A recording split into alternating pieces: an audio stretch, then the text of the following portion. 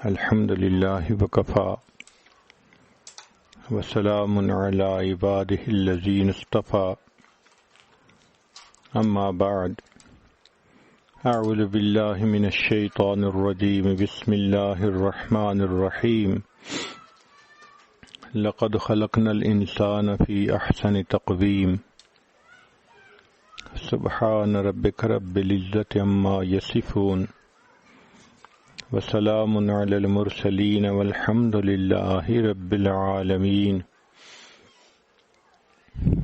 اللهم صل على سيدنا محمد وعلى آل سيدنا محمد وبارك وسلم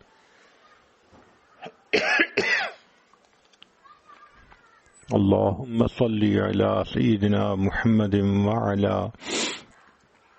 آل سيدنا محمد وبارك وسلم اللهم صل على سيدنا محمد وعلى آل سيدنا محمد وبارك وسلم۔ ایک حدیث مبارکہ کا مفہوم ہے کہ اللہ رب العزت نے اپنی رحمت کے 100 حصے کیے اور اس میں سے ایک حصہ مخلوق میں تقسیم فرمایا۔ اس ایک حصے کے آگے کھربوں کھربوں کھربوں حصے ہوئے اور چھوٹا چھوٹا ذرہ ہر انسان کو، جانور کو، پرندے کو وہ حاصل ہوا۔ اس چھوٹے سے ذرے کی وجہ سے یہ سب محبتیں آپ کو دکھائی دیتی ہیں۔ ماں کی محبت اسی کی وجہ سے، میاں بیوی کی محبت اسی کی وجہ سے، بھائی بھائی کی محبت اسی کی وجہ سے، دوست دوست کی محبت اسی کی وجہ سے، انسانوں کی محبتیں، جانوروں کی محبتیں، پرندوں کی محبتیں، سب کو جمع کیا جائے، آدم علیہ السلام سے لے کر قیامت تک آنے والا آخری انسان، تو یہ چھوٹے چھوٹے ذرے مل کر ذرا غور کیجئے کتنا بڑا محبت کا سمندر بنے گا۔ یہ اللہ کی رحمت کا ایک حصہ ہے، اور جس پروردگار کے پاس 100 حصے ہیں اس کی رحمتوں کا کیا کہنا۔ چنانچہ اللہ تعالیٰ کو اپنے بندوں سے پیار ہے۔ ارشاد فرمایا لقد خلقنا الانسان فی احسن تقویم، اے انسان تحقیق ہم نے تمہیں بہترین صورت میں پیدا کیا۔ یہ اللہ رب العزت کا کرم ہے کہ اس نے ہمیں انسان کی شکل میں پیدا فرمایا۔ آپ غور کریں کہ ہر لمحے پوری دنیا میں جیسے انسانوں کے ہاں ولادت ہو رہی ہوتی ہے، گھروں میں، ہسپتالوں میں، اسی طرح جانوروں کے ہاں بھی بچے پیدا ہو رہے ہوتے ہیں، کہیں گدھے کے ہاں، کہیں گھوڑے کے ہاں، کہیں کتے کے ہاں۔ اللہ تعالیٰ نے ہمیں انسان کے گھر پیدا کیا، یہ اللہ کا ہم پر فضل اور احسان ہے۔ وہ چاہتے تو کسی جانور کے ہاں پیدا کر دیتے۔ پھر ایک اور بات سنیے کہ اتنے بچے جو ہر لمحے پیدا ہوتے ہیں، ان میں سے کتنے ایسے بھی بچے ہیں جو کافر ماں کی گود میں پیدا ہوتے ہیں۔ ہم پر اللہ نے یہ فضل فرمایا کہ ہمیں اپنے کرم سے اللہ نے ایک ایمان والی ماں اس کی گود میں پیدا کیا۔ یہ اللہ کا کتنا بڑا فضل ہے۔ ساری زندگی سجدے میں سر ڈال کے پڑے رہیں، ہم اس کا شکر ادا نہیں کر سکتے۔ پھر اس سے بھی ایک بڑی نعمت اللہ نے عطا کی کہ اللہ رب العزت نے ہمیں نبی علیہ السلام کی امت میں پیدا فرمایا۔ اس فضیلت کو پانے کے لیے پہلے انبیاء دعائیں مانگتے تھے، چنانچہ اللہ رب العزت نے حضرت عیسیٰ علیہ السلام کی دعا کو قبول فرمایا اور انہیں اللہ تعالیٰ نے زندہ آسمانوں پہ اٹھا لیا۔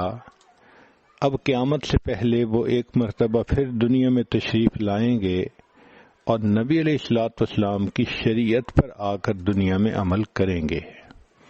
تو جس فضیلت کو پانے کے لیے انبیاء تمنائیں کرتے تھے، اللہ رب العزت نے ہمیں بن مانگے وہ عطا فرما دی، ہم اپنے اللہ کا اس پر کتنا شکر ادا کریں۔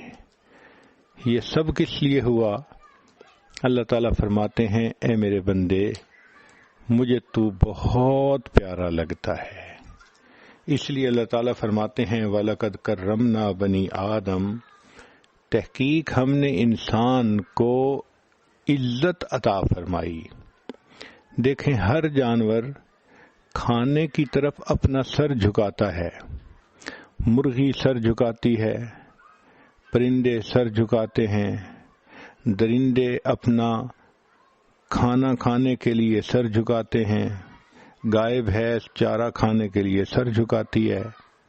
ایک انسان ہے جس کو اللہ نے یہ فضل فرمایا کہ کھانے کی طرف اس کا سر نہیں جھکتا بلکہ کھانا ہاتھوں کے ذریعے اس کے منہ تک پہنچتا ہے۔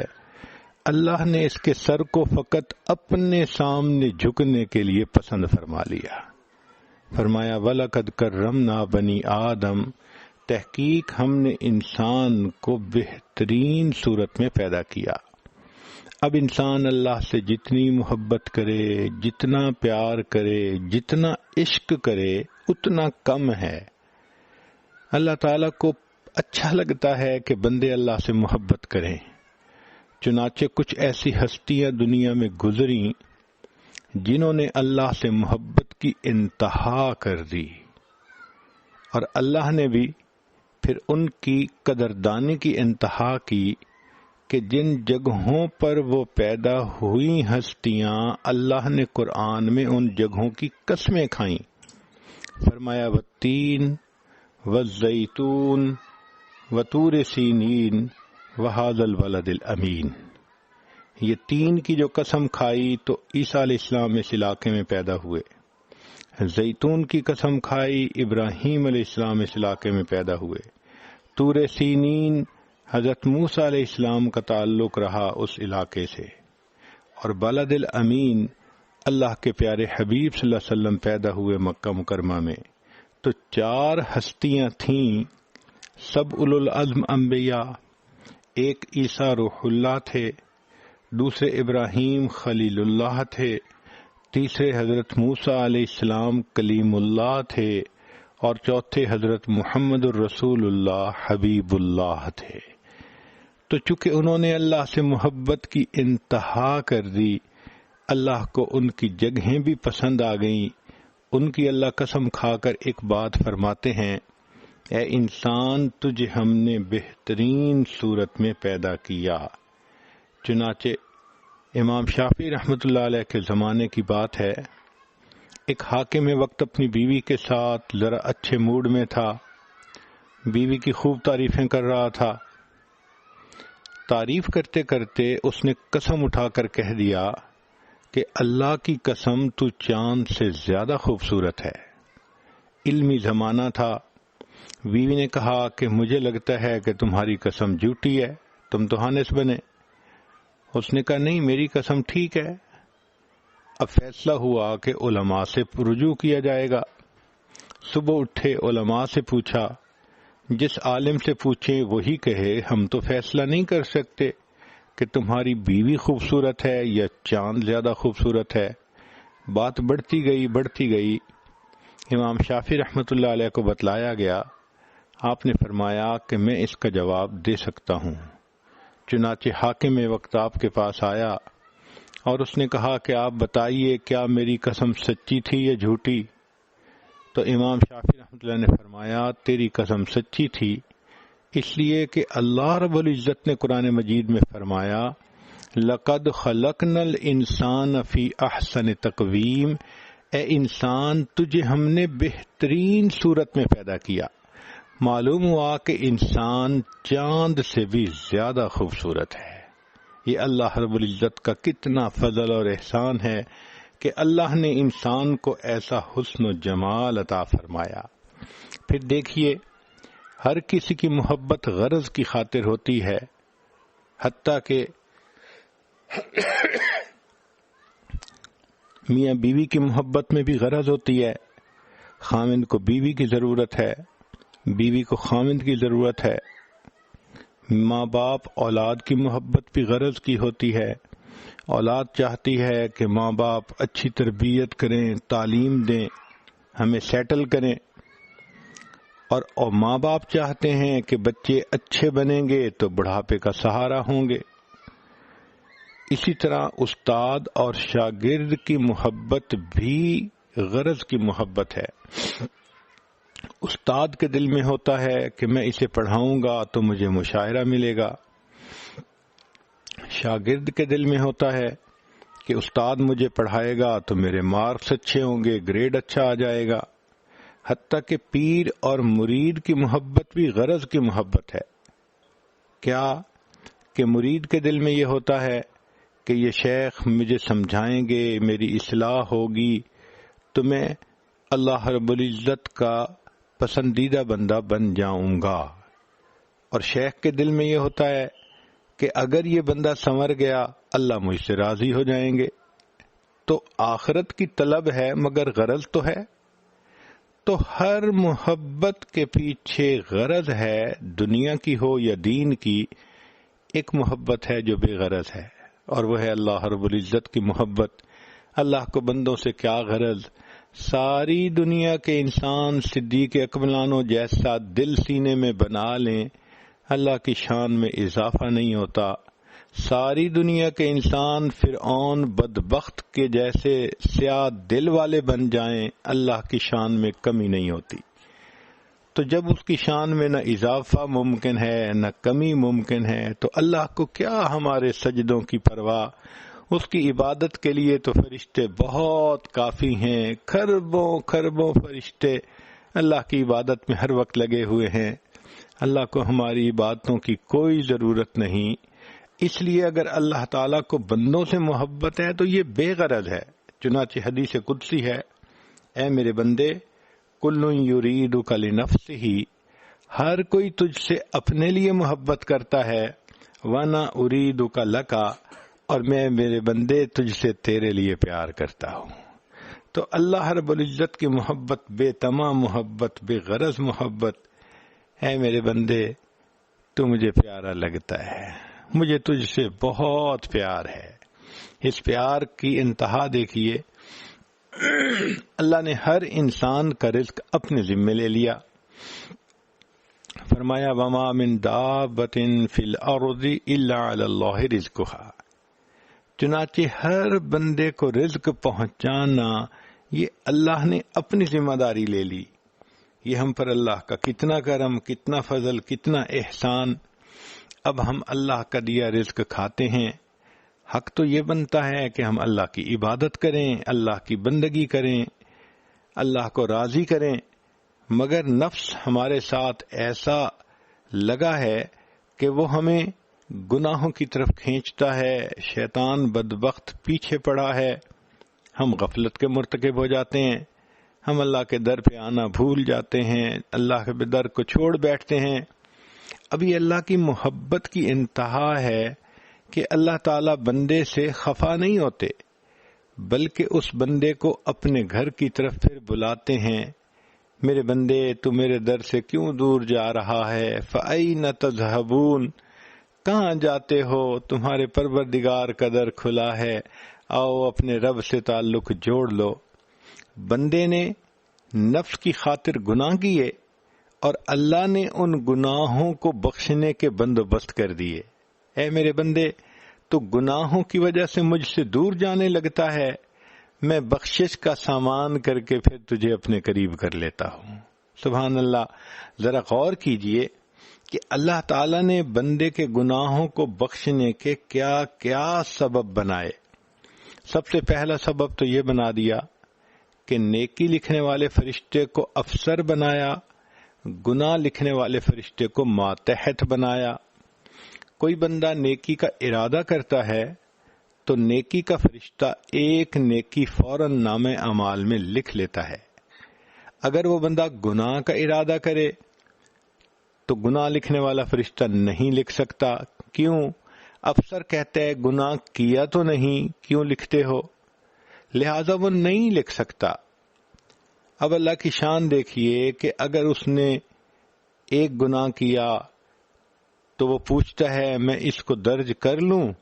تو نیکی والا فرشتہ کہتا ہے تجھے کیا جلدی پڑی ہے، تو ویٹ کر لے، ہو سکتا ہے یہ نادم ہو، شرمندہ ہو، فیل کرے کہ مجھے یہ بلنڈر کمٹ نہیں کرنا چاہیے تھا، میں نے غلطی کر لی، میں ایسا نہ کرتی تو اچھا تھا، اس کا ضمیر اس کو ملامت کرے اور یہ نادم شرمندہ ہو جائے میری بندی، تو اس کا گناہ لکھنے کی ضرورت ہی نہیں پیش آئے گی۔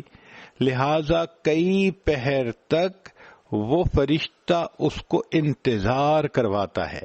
یہ اللہ کی رحمت دیکھیے، نیکی کا ارادہ کیا تو فوراً نیکی لکھوا دی، گناہ کر بھی لیا تو گناہ نہیں لکھنے دیا جا رہا کہ اگر احساس ہو گیا، ندامت آ گئی تو ہم گناہ لکھیں گے ہی نہیں۔ الندم توبۃ، کہ ندامت اسی کا نام توبہ ہے، لہذا اس بندے کے گناہوں کو ہم لکھیں گے ہی نہیں۔ اب بالفرض بندے نے توبہ بھی نہ کی، ندامت بھی نہ ہوئی، تو کچھ پہر کے بعد وہ ایک گناہ لکھ دیا جاتا ہے، پھر بندہ دوسرا گناہ کرتا ہے تو دوسرا لکھ دیا جاتا ہے، تیسرا، چوتھا، پانچواں۔ فرض کریں 5 گناہ اس کے نام اعمال میں لکھ دیے گئے، پھر اس کے بعد یہ بندہ ایک نیکی کرتا ہے، تو جب یہ ایک نیکی کرتا ہے تو وہ فرشتہ اس کو کہتا ہے نیکی والا کہ دیکھو اللہ کے ہاں اصول ہے من جاء بالحسنۃ فلہ عشر امثالھا، جو ایک نیکی لائے گا ہم 10 کا ثواب دیں گے، تو دیکھو اس نے ایک نیکی کی، 10 کا ثواب میں نے لکھنا تھا، مگر تم نے 5 گناہوں کی انٹری کی ہوئی ہے، تم 5 گناہ مٹا دو، باقی 5 نیکیاں میں نام اعمال میں لکھ دیتا ہوں۔ حدیث پاک میں ہے ایک نیکی کرنے پر 5 گناہ مٹا دیے جاتے ہیں، بقیہ 5 نیکیاں نام اعمال میں لکھ دی جاتی ہیں۔ کیوں ایسا کیا؟ اے میرے بندے تو مجھے بہت پیارا لگتا ہے۔ پھر اللہ رب العزت کی رحمت دیکھیے کہ ہو سکتا ہے کہ یہ بندہ خود توبہ نہ کرے، اللہ سے معافی نہ مانگے، تو اللہ نے جانداروں کو دعا مانگنے پہ لگا دیا۔ حدیث پاک میں ہے پانی کے اندر مچھلیاں استغفار کرتی ہیں، ہوا میں پرندے استغفار کرتے ہیں، بلوں میں چیونٹیاں استغفار کرتی ہیں۔ سبحان اللہ، یہ جاندار بھی انسان کے لیے استغفار کرتے ہیں۔ اور ذرا اس سے آگے بڑھ کر بات دیکھیے کہ اللہ کے معصوم فرشتے، ان کے بارے میں قرآن مجید میں فرمایا وَيَسْتَغْفِرُونَ لِمَنْ فِي الْأَرْضِ، کہ جو انسان زمین پر ہیں فرشتے بھی ان کے لیے استغفار کرتے ہیں۔ اللہ نے فرمایا میرے بندے تو نے تو گناہ کر لیے، میں نے تیرے گناہوں کو مٹانے کے لیے معصوم فرشتوں کو استغفار پہ لگا دیا، میں ان کے استغفار کو بہانہ بنا کر تیرے گناہوں کو معاف کر دوں گا، اس لیے کہ میرے بندے تو مجھے بہت پیارا لگتا ہے۔ اس کی مثال ایسی ہے کہ جیسے بچہ نجاست جسم کے ساتھ لگا بیٹھے اور اس سے بو آنے لگے تو ماں کو یہ کبھی گوارا نہیں ہوتا، وہ جیسے بھی ہو بچے کو فوراً دھوتی ہے، صاف کرتی ہے، صاف کپڑے پہنا کے خوشبو لگاتی ہے، پھر جو بھی اس بیبی کو دیکھتا ہے وہ اس کو بگ ہگ دیتا ہے، کس کرتا ہے، وہ بیبی کتنا پیارا لگتا ہے۔ اللہ کا بھی معاملہ ایسا، میرے بندے تم گناہوں کے ذریعے نجاست اپنے جسم پہ مل لیتے ہو، بد نظری کرتے ہو، آنکھیں ناپاک، جھوٹ بولتے ہو، زبان ناپاک، تم جسم کے دوسرے اعضاء سے گناہ کرتے ہو، اعضاء ناپاک ہوتے ہیں، میں پروردگار تمہیں ناپاک نہیں دیکھ سکتا، تم نیکی کرتے ہو تو تمہارے گناہ معاف کر دیتا ہوں، نہیں بھی کرتے تو میں فرشتوں کے استغفار کو بہانہ بنا کر میرے بندے تمہاری نجاست کو دھو دیتا ہوں، تم مجھے صاف اچھے لگتے ہو، خوشبو والے اچھے لگتے ہو، ہے میرے بندے تو مجھے بہت پیارا لگتا ہے۔ پھر اللہ رب العزت نے بندے کے گناہوں کے معاف ہونے کا اور انتظام کیا، فرمایا کہ اگر یہ وضو کرے گا تو وضو سے گناہ معاف۔ نبی علیہ السلام نے فرمایا مومن نماز کے لیے وضو کرتا ہے، ہاتھ دھوتا ہے، ہاتھوں سے کیے گناہ معاف، منہ دھوتا ہے تو آنکھوں سے زبان سے کیے گناہ معاف، کانوں کا مسح کرتا ہے تو کانوں کے گناہ معاف، سر کا مسح کیا سر کے گناہ، ہر عضو کے گناہ معاف ہوتے چلے جاتے ہیں، حتیٰ کہ وضو کے پانی کا جو قطرہ گرتا ہے اس سے بھی بندے کے گناہ دھل جاتے ہیں۔ اللہ اکبر کبیرہ۔ پھر فرمایا اے میرے بندے، تم نے اپنی ضرورت پوری کی، اپنی بیوی کے ساتھ وقت گزارا، اچھا اب تم اگر غسل کر رہے ہو تو اس فرض غسل کے ہر قطرے پر بھی ہم تمہارے گناہوں کو معاف کر دیں گے۔ میرے مولا آپ کتنے کریم ہیں۔ ضرورت بندے کی اپنی تھی، خواہش اپنی تھی، بندے نے اپنا وقت اچھا گزارا، مگر آپ کتنے مہربان ہیں، غسل کے گناہ پانی کے قطروں سے بھی اس کے گناہ معاف فرما دیتے ہیں۔ کس لیے؟ اے میرے بندے تو مجھے بہت پیارا لگتا ہے۔ پھر اگر یہ بندہ نماز پڑھ لیتا ہے تو نماز سے گناہ معاف۔ نبی علیہ السلام نے ایک صحابی سے پوچھا، کسی شخص کے دروازے پر اگر ایک نہر ہو اور وہ دن میں 5 مرتبہ اس میں غسل کر لے تو کیا اس کے جسم پر میل کچیل بچے گی؟ صحابی نے عرض کیا، اے اللہ کے حبیب صلی اللہ علیہ وسلم، میل کا نام نشان نہیں رہے گا دن میں 5 مرتبہ غسل کرنے والا بندہ؟ نبی اسلام نے فرمایا کہ جو شخص 5 نمازیں پابندی سے پڑھ لیتا ہے، اللہ تعالیٰ اس کے دل کی میل کچیل کو اسی طرح صاف فرما دیتے ہیں۔ کیوں صاف کیا؟ اے میرے بندے تو مجھے بہت پیارا لگتا ہے۔ پھر دیکھیے روزانہ نمازوں سے تو گناہ معاف ہونے ہی تھے، پھر جمعے کا دن آ جاتا ہے تو حدیث پاک میں ہے کہ جو بندہ نہا دھو کر اہتمام کے ساتھ وقت سے پہلے مسجد میں آتا ہے، جمعے کی نماز ادا کرتا ہے، اللہ تعالی پچھلے جمعہ سے لے کر اس جمعہ تک کے سب گناہوں کو معاف فرما دیتے ہیں۔ یہ اللہ کی طرف سے کتنی رحمت۔ عورتیں اگر گھر کے اندر ظہر کی نماز ادا کر لیتی ہیں، عورتوں کو بھی وہی ثواب گھر بیٹھے بٹھائے مل جاتا ہے۔ یہ اللہ کا فضل اس لیے کہ اللہ فرماتے ہیں اے میرے بندے تو مجھے بہت پیارا لگتا ہے۔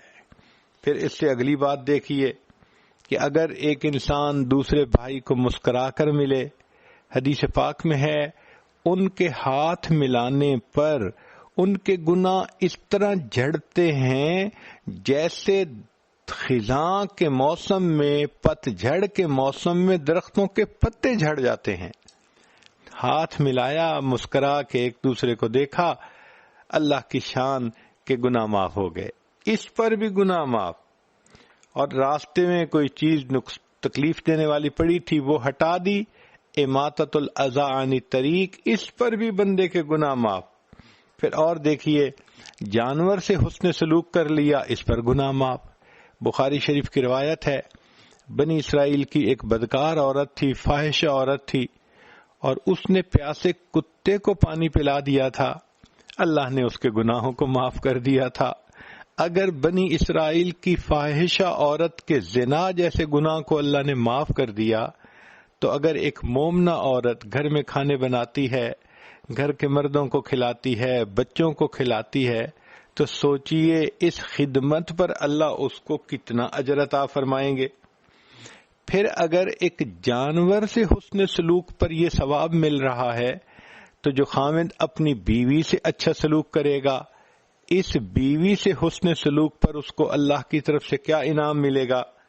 تو اللہ نے یہ اسباب بنا دیے، اے میرے بندے تو مجھے پیارا لگتا ہے، میں نے تیرے گناہوں کو بخشنے کے اسباب بنا دیے۔ اللہ اکبر۔ میاں بیوی کے بارے میں تو حدیث مبارکہ میں یہاں تک بھی آیا کہ جب بیوی خاوند کو دیکھ کر مسکراتی ہے، خاوند بیوی کو دیکھ کر مسکراتا ہے، اللہ تعالیٰ ان دونوں کو دیکھ کر مسکراتے ہیں۔ ہے میرے بندے تو مجھے بہت پیارا لگتا ہے، تیری خوشی مجھے اچھی لگتی ہے۔ پھر آگے دیکھیے کہ فرمایا کہ اچھا تو دعا مانگتا ہے، اس سے بھی تیرے گناہ معاف، اور اگر دوسرے تیرے دوست تیرے لیے دعا مانگتے ہیں اس سے بھی تیرے گناہ معاف۔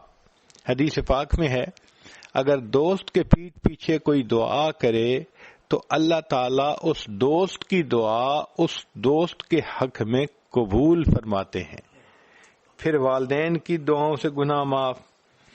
پھر دیکھیے کہ مومنین جب نماز پڑھتے ہیں تو وہ اپنی نماز میں دعا مانگتے ہیں رب اغفر لی ولوالدی وللمؤمنین، اے اللہ میری بھی مغفرت فرما دے، میرے والدین کی بھی مغفرت فرما دے، سب ایمان والوں کی بھی مغفرت فرما دے. اس کا مطلب یہ پوری دنیا میں کھربوں مسلمان مرد عورتیں ہیں، جب بھی کسی نے نماز پڑھی اس کی نماز میں ہمارا بھی حصہ ہوتا ہے. اللہ آپ کتنے کریم ہیں. اللہ کی رحمت تل گئی ہے انسان کے گناہوں کو بخشنے کے لیے. یہ سب کس لیے؟ اے میرے بندے تو مجھے بہت پیارا لگتا ہے. پھر آگے دیکھیے کہ انسان کو زندگی میں دکھ پریشانیاں آتی ہیں تو فرمایا کہ جب کوئی بندہ بیمار ہوتا ہے اللہ تعالیٰ فرشتوں کو فرماتے ہیں کہ دیکھو یہ پہلے عبادت کرتا تھا اب بیمار ہو گیا، مگر جو عبادت کرتا تھا تم اس کا اجر اسی طرح لکھتے رہنا. گو یہ اشراق نہ پڑھے، چاشت نہ پڑھے، اوابین نہ پڑھے، تہجد نہ پڑھے، یہ تو لیٹا پڑا ہے، تم اس کی پرواہ مت کرنا، تم اس کا ثواب کنٹینیو کرنا جیسے تم لکھ رہے تھے.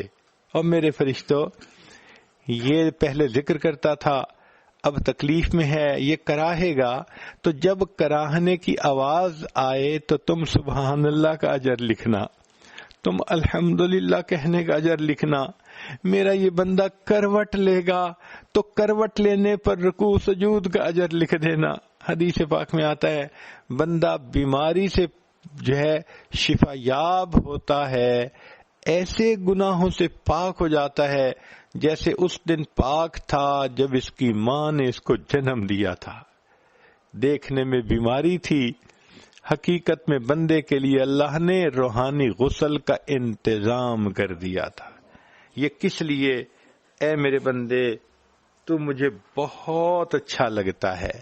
پھر بندے کو زندگی میں کوئی تکلیف پہنچتی ہے، فرمایا کہ ہر تکلیف پر ہر تھکن پر انسان کو اجر عطا کر دیا جاتا ہے، یہاں تک کہ اگر کوئی عزیز رشتہ دار فوت ہو جائے اور یہ انا للہ پڑھ لے تو اس پر بھی اللہ اس کو اجر عطا فرما دیتے ہیں، پہاڑوں جیسا اجر عطا کر دیا جاتا ہے.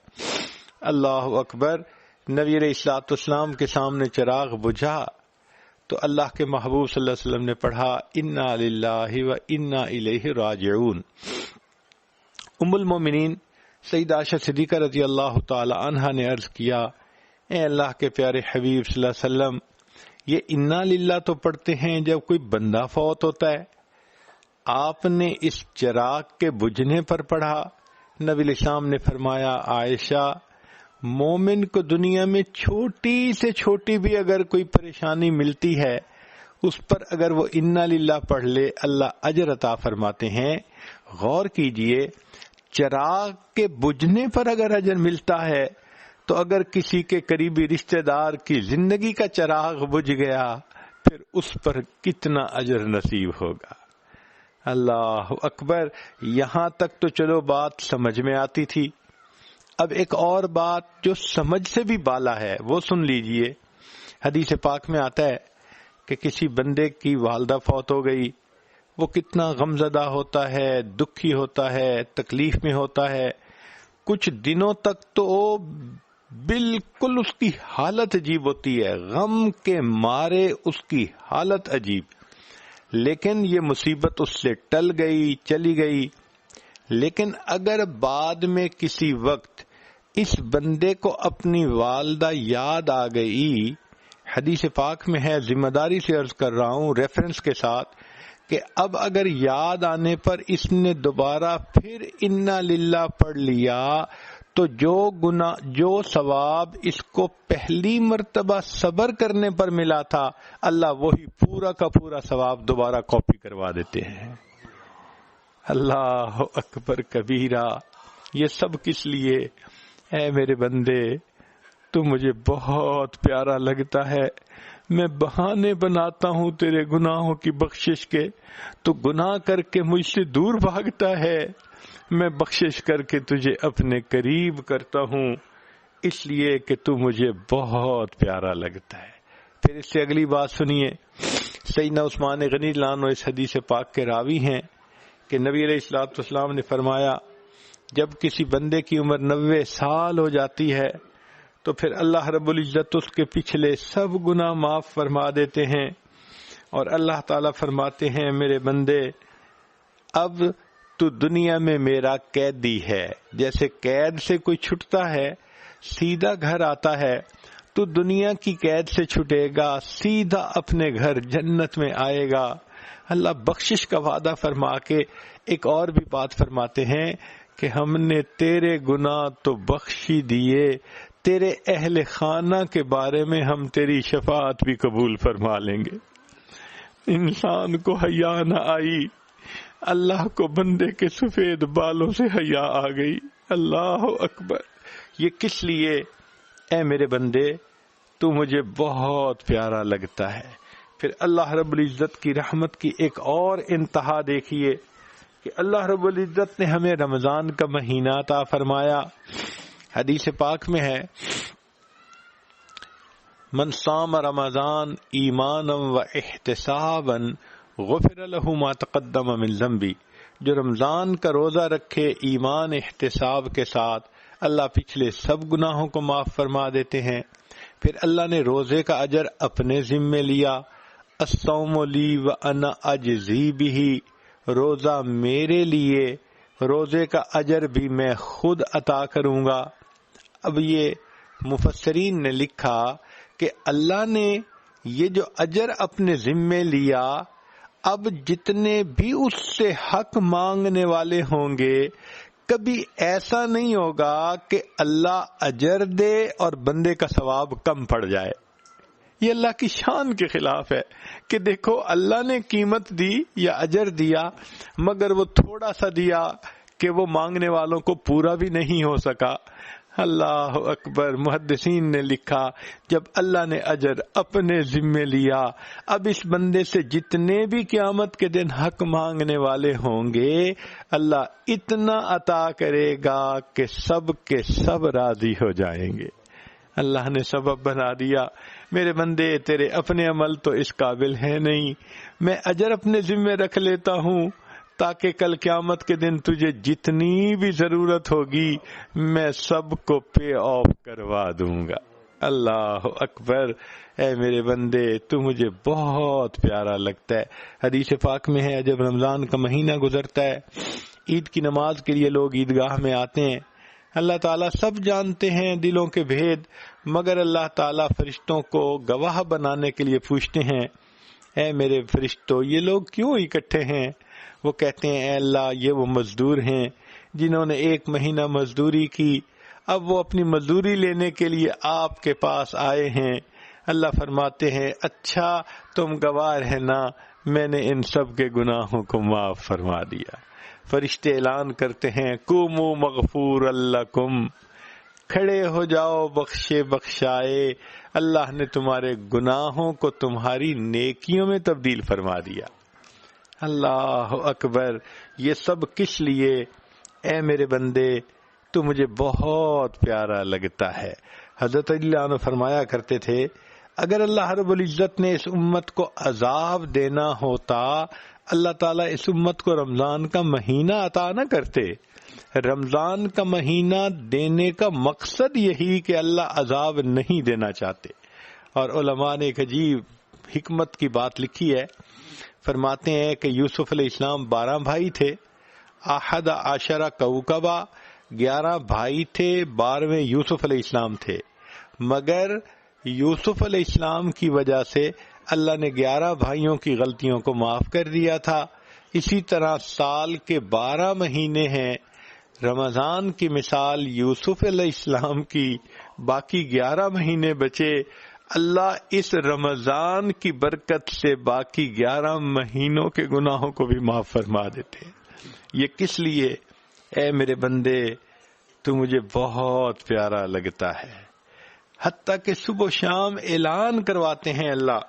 ایک فرشتے کو حکم ہوتا ہے اعلان کرو حل من سائل فأعطی له، ہے کوئی سوال کرنے والا جس کو عطا کر دیا جائے. ہم تو مائل و کرم ہیں، کوئی سائل ہی نہیں. راہ دکھلائیں کسے، راہ روے منزل ہی نہیں. طور تو موجود ہے موسیٰ ہی نہیں. اللہ آپ کے فرشتے اعلان کرتے ہیں تہجد کے وقت ہے کوئی مانگنے والا. ہم میٹھی نیند سو رہے ہوتے ہیں، ہمیں جاگ نہیں آتی، احساس نہیں ہوتا کہ یہ اللہ سے مانگنے کا وقت ہے، دامن پھیلانے کا وقت ہے، رحمت کا دروازہ کھل چکا ہے. کاش ہمارے اندر اتنی قدر قیمت ہوتی، ہم تہجد کی پابندی کرتے، اللہ کی رحمتوں کو سمیٹ لیتے.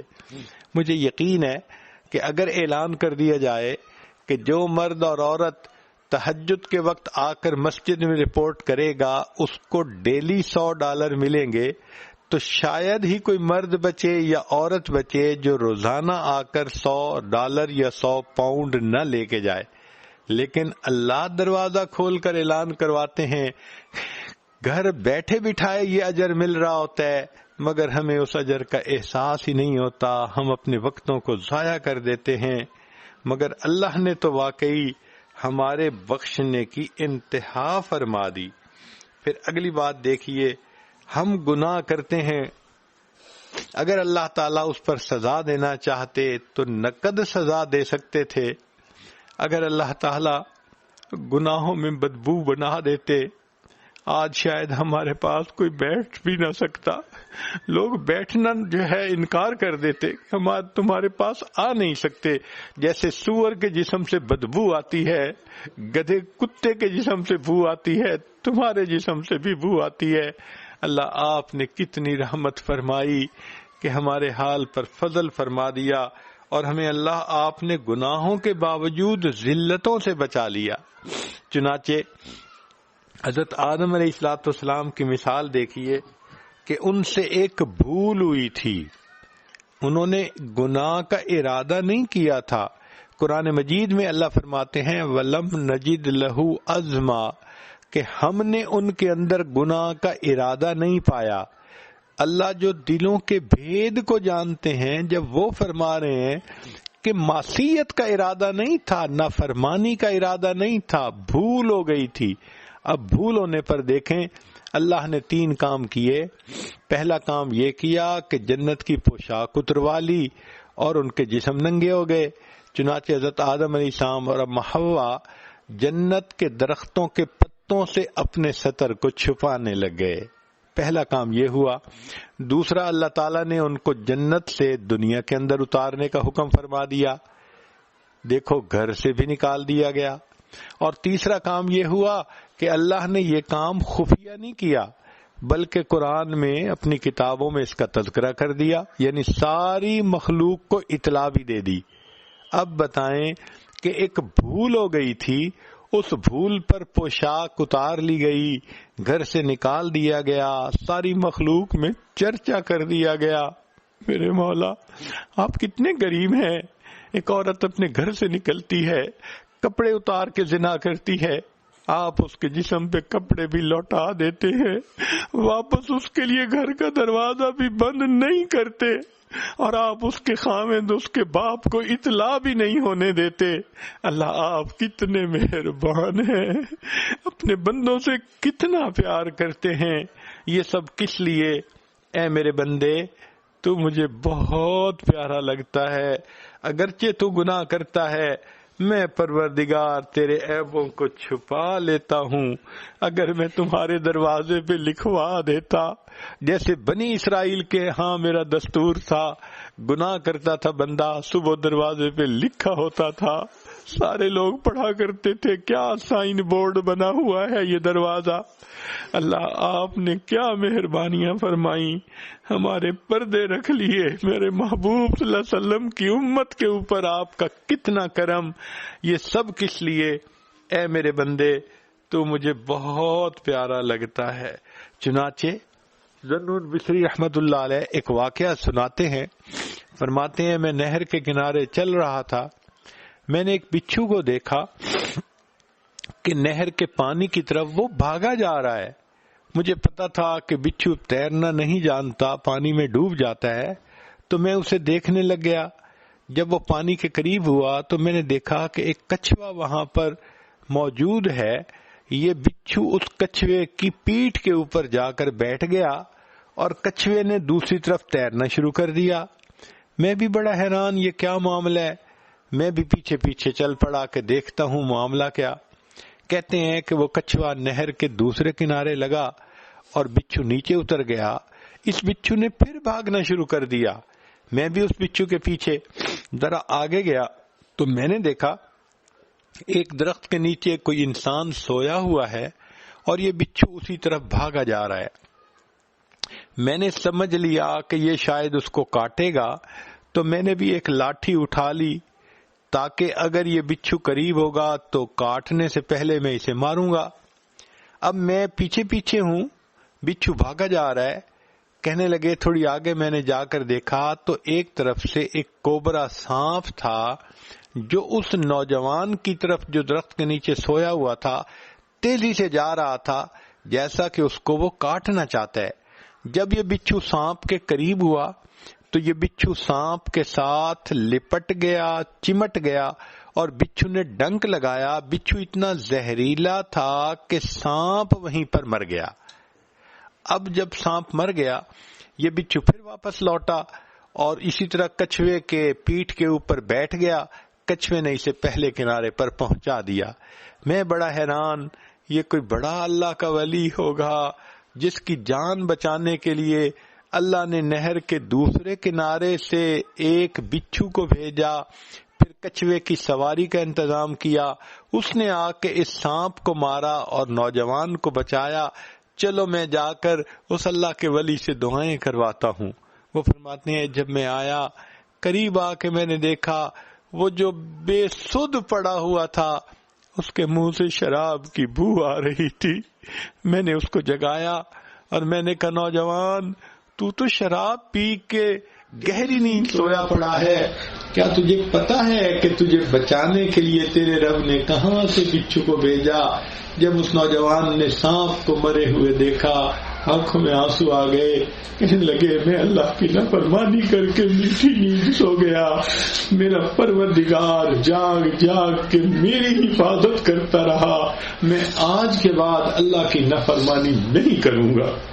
ہم گناہ کر کے سو جاتے ہیں، اللہ آپ جاگ جاگ کر ہماری حفاظت فرماتے ہیں. یہ سب کس لیے؟ اے میرے بندے تو مجھے بہت پیارا لگتا ہے. پھر اللہ رب العزت کی مزید رحمت دیکھیے کہ رب کریم نے انسان کے گناہوں کو بخشنے کے لیے اس امت سے کوئی پروف نہیں مانگا. ہر چیز کا کوئی نہ کوئی ثبوت ہوتا ہے. ایک بندہ مسجد کے اندر بیٹھ کے ہاتھ اٹھا کے اتنا کہہ دیتے اللہ مجھے معاف کر دو. اللہ تعالیٰ یہ بھی تو کہہ سکتے تھے کہ تم ثبوت دو کہ تم سچی توبہ کر رہے ہو. ہم کیا ثبوت پیش کرتے اللہ کے سامنے؟ میرے مولا بندوں نے جب معافی مانگنے کے لیے ہاتھ اٹھائے آپ نے ان کے کلمات پر اعتماد کرتے ہوئے کہا اگر تم توبہ کر چکے، توڑ چکے، کر چکے، توڑ چکے، سینکڑوں بار ایسا ہوا میرے بندے پھر تم میرے دروازے پہ آئے ہو، میں تمہیں پیچھے کے تانے نہیں دیتا. پھر جو کہہ رہے ہو اللہ معاف کر دے، میں تمہارے الفاظ کو قبول کر کے تمہیں معاف کر دیتا ہوں. یہ سب کس لیے؟ اے میرے بندے تو مجھے بہت پیارا لگتا ہے. پھر اللہ رب العزت کی رحمت کی انتہا دیکھیے کہ اللہ رب العزت نے ہم عاجز مسکینوں کے لیے قیامت کے دن بخشش کے انتظامات فرمائے. حدیث پاک میں ہے کہ اللہ کی رحمت کا ایک حصہ دنیا میں تقسیم ہوا، قیامت کے دن اللہ کی رحمت کے 100 حصوں کا ظہور ہوگا اور ان رحمتوں کے ساتھ اللہ اپنے بندوں کا حساب لیں گے. وَكَانَ بِالْمُؤْمِنِينَ رَحِيمًا. قیامت کے دن اللہ ایمان والوں کے ساتھ بڑی رحمت سے پیش آئیں گے. اللہ تیری رحمت کی انتہا ہوگی. اس رحمت کی انتہا دیکھیے، اللہ جنتیوں کی شفاعت قبول کریں گے، حافظ کی شفاعت قبول کریں گے، عالم کی شفاعت قبول کریں گے، شہید کی شفاعت قبول کریں گے، انبیاء کی شفاعت قبول کریں گے، حتیٰ کہ ایک وقت آئے گا کہ شفاعت کرنے والے شفاعت کر لیں گے، پھر کوئی شفاعت کرنے والا نہیں بچے گا، ایک جہنمی ہوگا. امام غزالی رحمۃ اللہ علیہ نے یہ واقعہ لکھا ہے کہ اس جہنمی کی آنکھ کا ایک بال اللہ کے سامنے فریاد کرے گا، اے اللہ میں گواہی دیتا ہوں ایک مرتبہ یہ بندہ آپ کی محبت میں، آپ کے خوف سے یہ رویا تھا، اتنا چھوٹا سا آنسو نکلا تھا مکھی کے سر کے برابر کہ صرف میں بھیگ گیا تھا. اے اللہ میں گواہی دیتا ہوں. اللہ جبریل علیہ السلام کو فرمائیں گے ہم نے بال کی گواہی کو قبول کر کے بندے کو جہنم سے بری فرما دیا. اللہ آپ کتنے کریم ہیں، بندے کے آنکھ کے بال کی گواہی کو قبول کر کے بندے کی بخشش فرما دیں گے. یہ کس لیے ہوگا؟ فرمایا اے میرے بندے تو مجھے بہت پیارا لگتا ہے. پھر اس سے آگے ایک بات اور عجیب دیکھیے کہ اللہ رب العزت نے اس امت کے اوپر کتنا مہربانی فرما دی کہ ہمارے پیارے نبی علیہ السلام کو رحمت للعالمین بنایا، بالمؤمنین رؤوف الرحیم بنایا.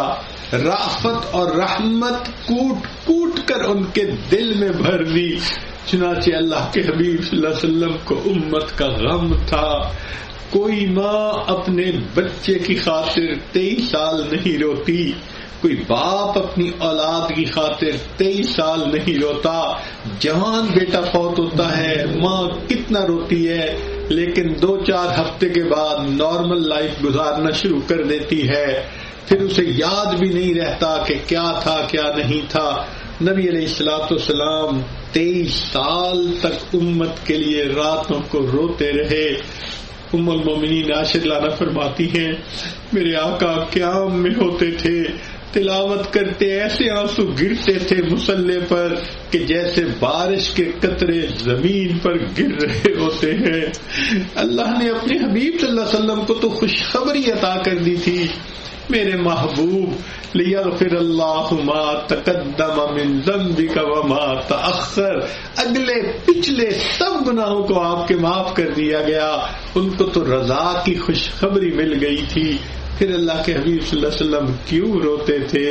رب امتی رب امتی، اللہ میری امت کا کیا بنے گا، امت کا کیا بنے گا. اتنا نبی علیہ الصلوۃ والسلام نے امت کے لیے دعائیں مانگی، لمبے لمبے سجدے فرماتے تھے. ام المومنین عائشہ رضی اللہ عنہا فرماتی ہیں میں کبھی کبھی حیران ہوتی کہ کہیں روح ہی تو نہیں نکل گئی. میں قریب آ کے پاؤں کے انگوٹھے کو ہاتھ لگاتی تھی تو پتہ چلتا تھا کہ نہیں ابھی سانس کا سلسلہ موجود ہے. اتنے لمبے سجدے میرے آقا صلی اللہ علیہ وسلم نے امت کے لیے کیے. نبی علیہ السلام نے فرمایا ہر نبی کو اللہ نے ایک ایسی دعا مانگنے کا اختیار دیا کہ جیسی دعا مانگی ویسے ہی قبول کر لی جائے گی. تو مختلف انبیاء نے مختلف دعائیں مانگی. صحابی نے پوچھا اے اللہ کے حبیب صلی اللہ علیہ وسلم آپ کو بھی اختیار ملا؟ فرمایا ہاں مجھے بھی اختیار ملا. اے اللہ کے حبیب صلی اللہ علیہ وسلم کون سی دعا مانگی؟ نبی علیہ السلام نے فرمایا میں نے کوئی دعا نہیں مانگی، میں نے اس کو ذخیرہ بنا لیا. قیامت کے دن جب میری امت کا حساب ہوگا اس وقت میں دعا مانگوں گا اور امت کو لے کر ساتھ جنت میں گا. یہ اللہ کے محبوب صلی اللہ علیہ وسلم کی امت کے ساتھ محبت ہے.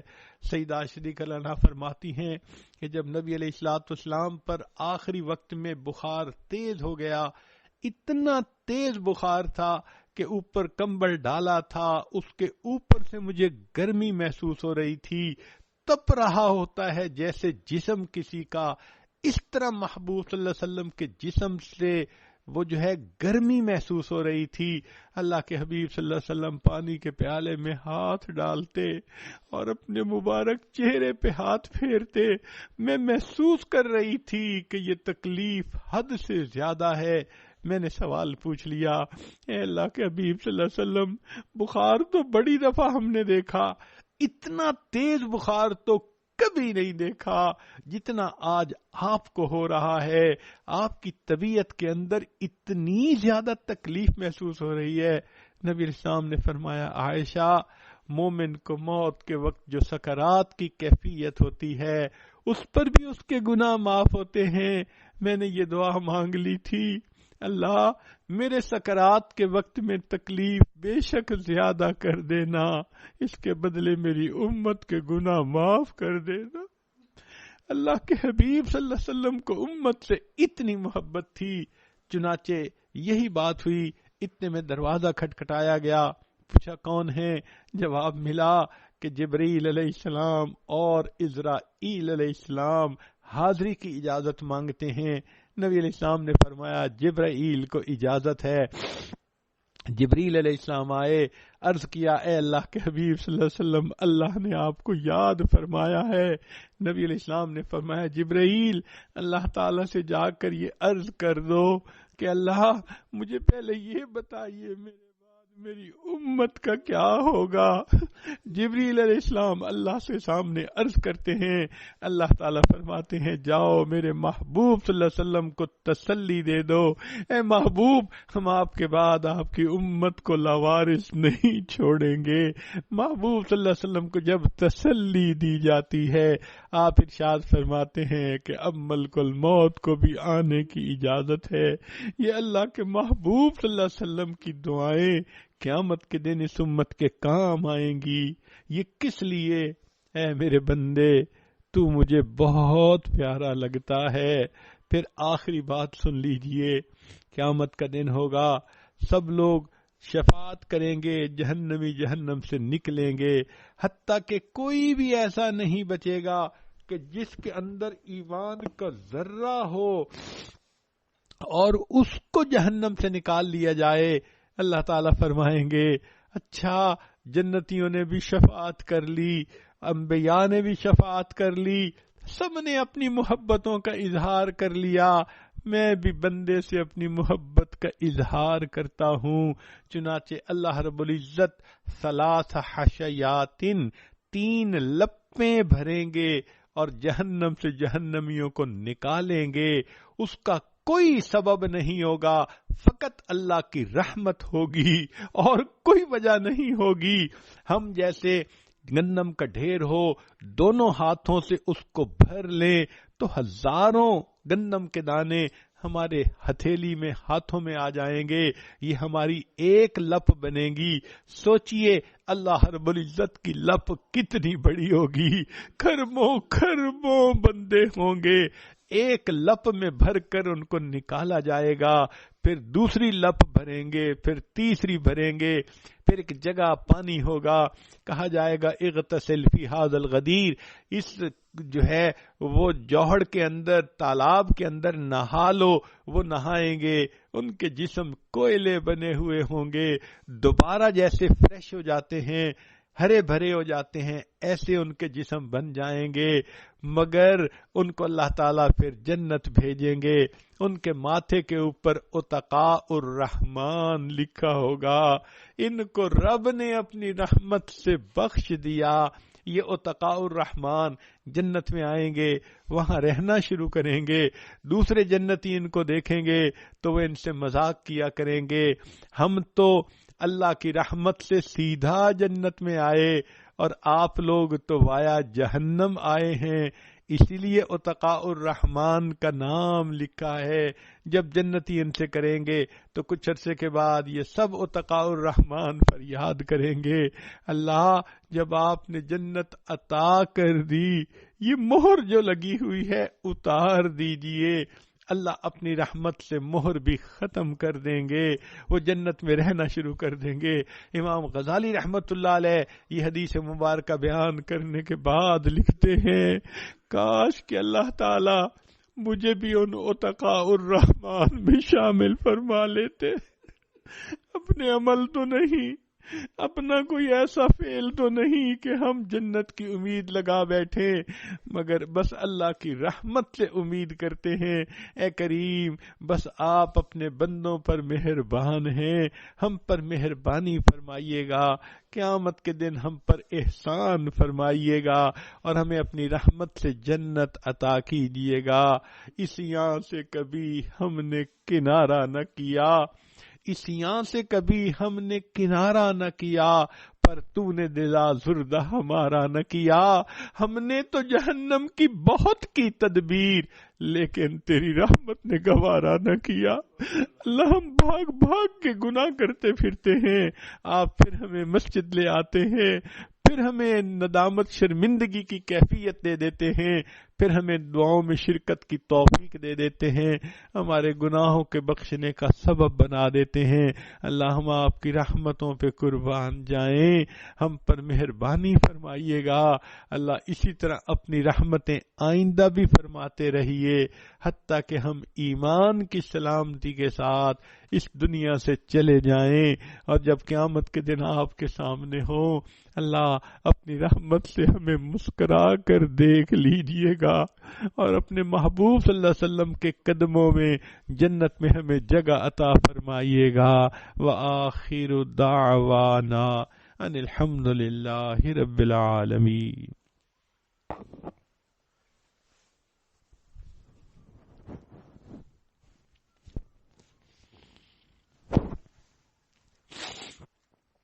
بہت ساری خواتین توبہ کی نیت سے آئی ہیں، پیغام پہنچا تھا، یہ آج اس توبہ کے کلمات پڑھائے گا، سچے دل کے ساتھ پیچھے پیچھے پڑھ لیجئے۔ نیت کیجئے کہ ہم اپنی زندگی کے پچھلے گناہوں سے سچی پکی توبہ کر رہی ہیں، آئندہ نیکوکاری کی زندگی گزارنے کا دل میں ارادہ کر رہی ہیں۔ جیسی نیت ہوتی ہے ویسی مراد مل جاتی ہے۔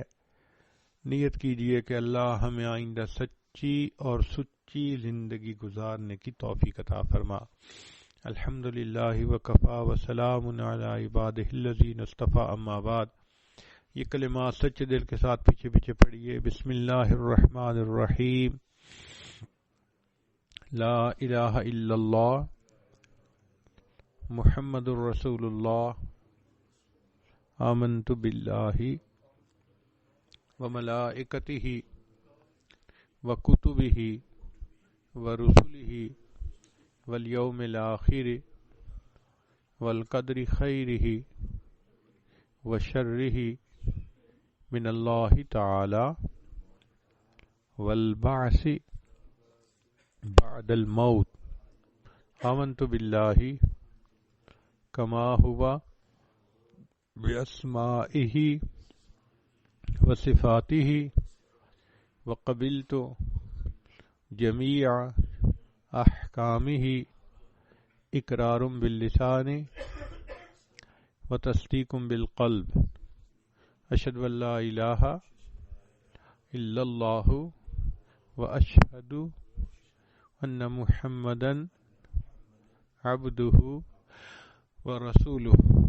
استغفر اللہ ربی من کل ذنب واتوب الیہ برحمتک یا ارحم الراحمین۔ ان کلمات کو پڑھنے سے آپ تو بتائے ہو چکی ہیں، چند معمولات ہیں، ان کو اگر آپ باقاعدگی سے کریں گی تو اللہ تعالیٰ دل کو منور کریں گے۔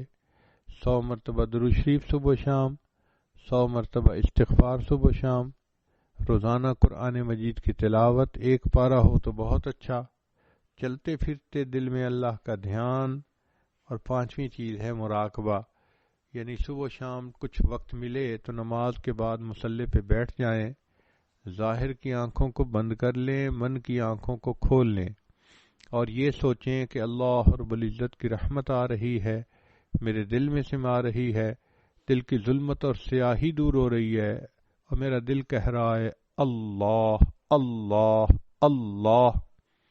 انشاءاللہ 15-20 منٹ کا یہ مراقبہ دل کو منور کرے گا۔ اس مراقبے کی چند منٹ مشق کر لیں، پھر دعا کرتے ہیں۔ سب خواتین آنکھوں کو بند کر لیں، سر کو جھکا لیں، دنیا اور جو کچھ دنیا میں ہے اس سے ہٹ کٹ کے اللہ رب العزت کی یاد میں ڈوب جائیں۔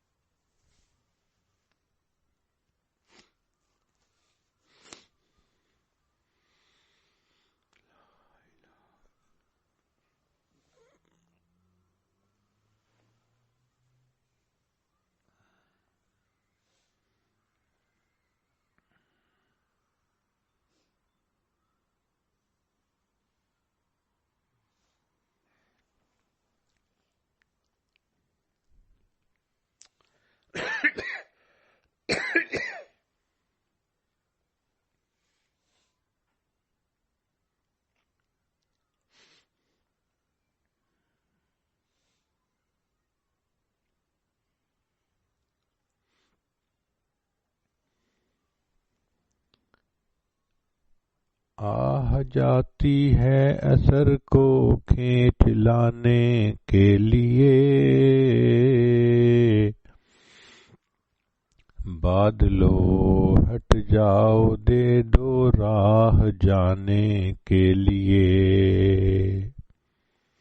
اے دعا فریاد کر عرش بری کو تھام کے، اے خدا رخ پھیر دے اب گردش ایام کے، خلق کے راندے ہوئے دنیا کے ٹھکرائے ہوئے، آئے ہیں اب تیرے در پر ہاتھ پھیلائے ہوئے، حق پرستوں کی اگر کی تو نے دل جوئی نہیں،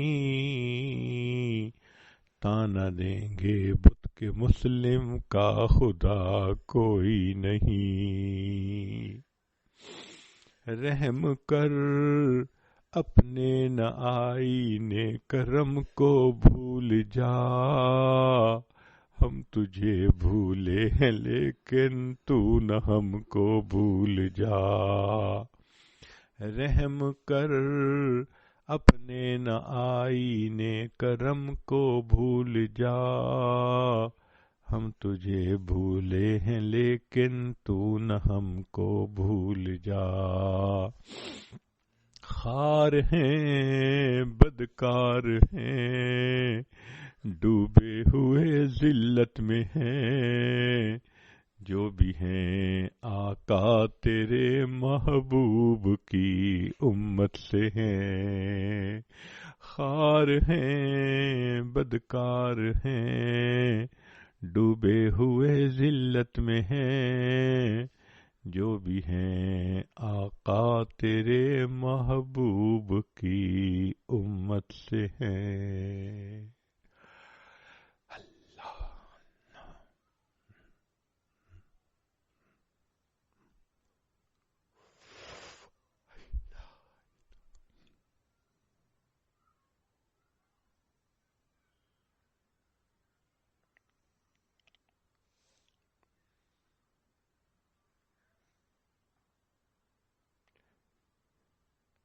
لا الہ الا اللہ محمد رسول اللہ۔ دعا کر لیجئے، سبحان ربی العلی الوہاب، اللہم صلی علی سیدنا محمد وعلی آل سیدنا محمد وبارک وسلم۔